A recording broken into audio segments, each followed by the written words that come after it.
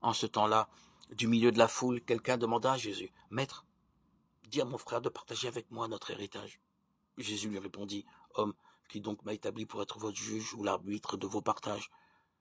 Puis s'adressant à tous, « Gardez-vous bien de toute avidité, car la vie de quelqu'un, même dans l'abondance, ne dépend pas de ce qu'il possède. » Et il leur dit cette parabole. Il y avait un homme riche, dont le domaine avait bien rapporté. Il se demandait, « Que vais-je faire, car je n'ai pas de place pour mettre ma récolte. » Puis il se dit, « Voici ce que je vais faire, je vais démolir mes greniers, j'en construirai de plus grands, j'y mettrai tout mon blé et tous mes biens.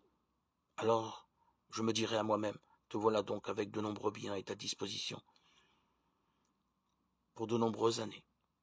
Repose-toi, mange, bois, jouis de l'existence. » Mais Dieu lui dit, « Tu es fou, cette nuit même, on va te redemander ta vie.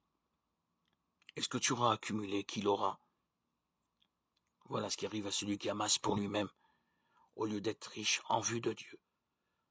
Évangile de Jésus-Christ selon saint Luc, 12, 13, 21. Ma vie ne dépend pas de ce que je possède, mais de celui qui me possède. Le Christ, en effet, depuis mon baptême, je lui appartiens réellement.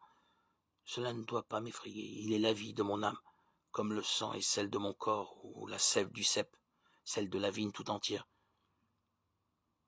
Jésus, la vie du chrétien, est sa seule richesse. Jésus, tu es toute ma richesse, toute mon espérance. C'est toi qui m'as appelé à la sainteté et m'as entraîné vers le ciel, à goûter ta parole. Par mon baptême, Seigneur, les réalités terrestres me sont apparues si décevantes.